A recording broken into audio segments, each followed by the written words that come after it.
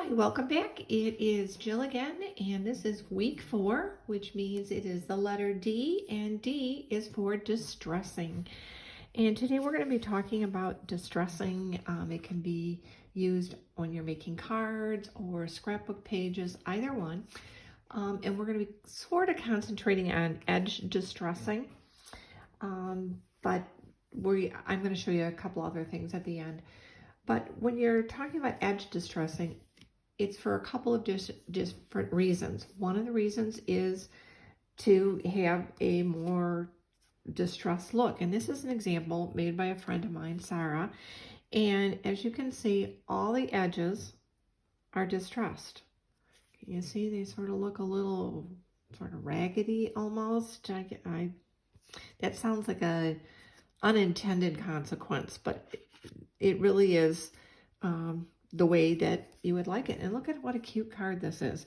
And literally it's, just a couple different colors, a little stamp, some more, a lot of layering, but everything is distressed and it makes things stand out.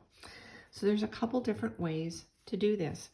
To distress just like this, I'm going to take a piece of glacier here. And one of the easiest ways to do it is with your scissors. Now, you don't want to use the inside part of your scissors because that's going to dull your scissors. You don't want to do that.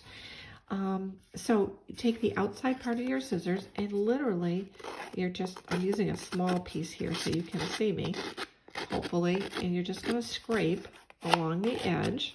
Oops, got a little too deep there. Scrape along the edge like this. Now this is close to my heart paper, so it's got a white core, which is perfect for distressing because then you can see the edges. And I'm going to put this darker piece underneath it, and you can see what a cute look that gives it. Sort of like a scrappy chic, shabby chic type look. And that's how you would do it. And when you do all around all the squares, look what a beautiful card you've got. And it's simple. Not hard, but you just did the distressing and that made all the difference. Another way you can do distressing, which you've probably seen, now that I've got little flecks of paper all over, is you can do it with ink. And there's a couple different ways to do it with ink. I'm sort of stuck on sapphire today. I've got all the sapphire things out. You can just take your ink pad, take the top of it, and literally just draw it along the edge. And when you go to set it down, and this is an old piece of mixing paper, but you can see you've got a little bit of edge definition here by having the ink. Now, if you want something that gives you a little bit more, I'm going to use my sapphire ink again.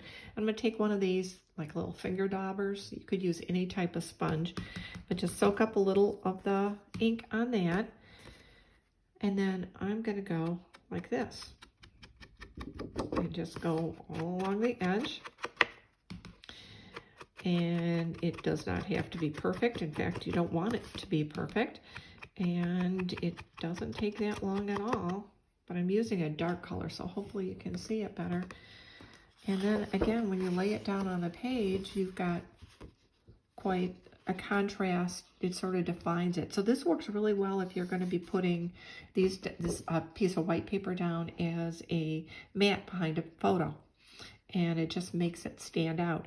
When I just did the ink on the edge with the ink pad, you can see it's much thinner. This is a little bit wider line, just a sort of a different look. Another thing you can do once you've got your little dauber here is you can even, do something like this and give it even more of a distressed old antique-y look. So that's something else you can do.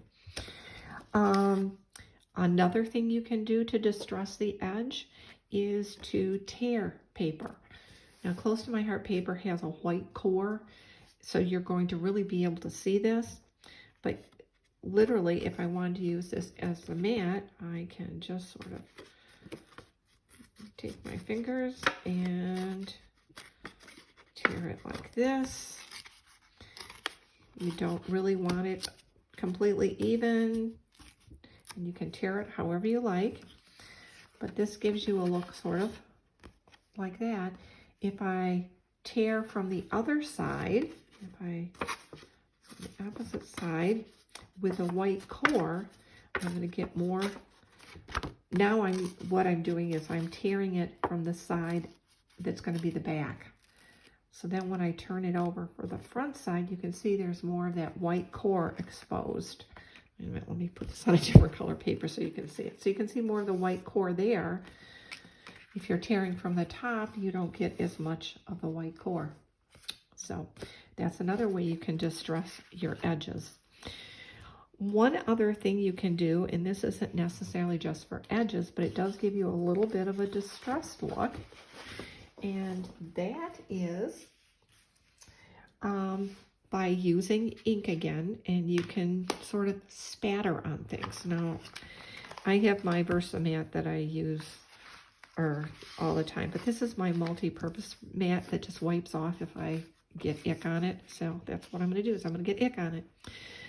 I have got a spray brush, a spray pen, and what I did is I put alcohol in it, probably about up to here.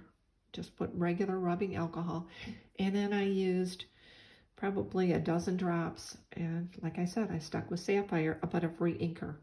So this is now going to be a Sapphire blue, and depending on how much ink you add, how many drops, you're going to get a lighter blue, darker blue. Oops, don't want to destroy Sarah's card there. And then I just am going to spray. And I'm going to spray from up high, and you're going to see how you can get something that covers like that. If the closer you are, the darker spot you're going to get. Now, you can do this with water.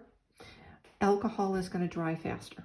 That's why I'm using alcohol. So it would help if I got the right top. Here we go. So I've got that, and that would really give sort of a grungy background, whatever. I mean, it's kind of a playful type thing. You could use a bunch of different colors, anything like that, but that just is a way to add a little bit of distressing to your background rather than the edges. And one other thing you can do, and you guys know, again, I have got Sapphire, and this is my shimmer brush. And I'm going to set that aside so that I don't get it all over everything, because I have been known to be messy. And with my Sapphire shimmer brush, I'm going to open it and shake it up. I should have shook it up before I took the top off.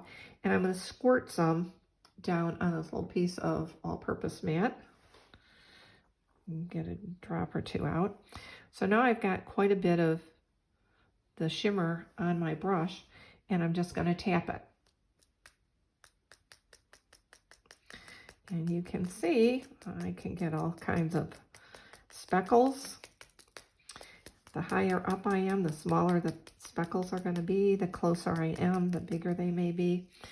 You can even, if you sort of shake it, you're going to get bigger drops like those. So that's another way to add distressing to your background as opposed to your edges. So I have got a number of pages that I did a while ago that I used distressing on.